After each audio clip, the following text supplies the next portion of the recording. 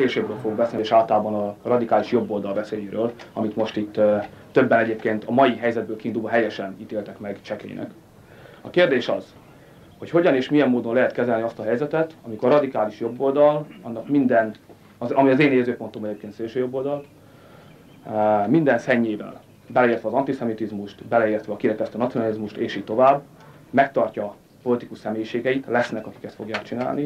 meg fogja tartani úgy, ahogy összefogott módon ennek a programját, ellenzéki pozícióban lesz, ráadásul nem is feltétlenül csak kormánypárti, hanem parlamenti ellenzéki pozícióban, tehát az egész parlamenttel szembeni ellenzéki pozícióban, egy olyan gazdasági program végrehajtására kárhoztatott kormánnyal szemben, amely föltehetően az elszegényedés mértékét, a lesüllyedés mértékét rövid távon, ami alatt 2 évet értek, nem fogja tudni megállítani, és összekapcsolódik a kormányellenesség, a szociális demagógia, a radikális jobboldal eszmével. Ezt hogyan állítjuk meg? Ez itt a kérdés szerintem, amit a következő 1 évben, ami még előttünk van, nekünk politikusok ki kell találni. Lehet, hogy a mai beszélgetés ezt közelebb viszi, ebben reménykedem.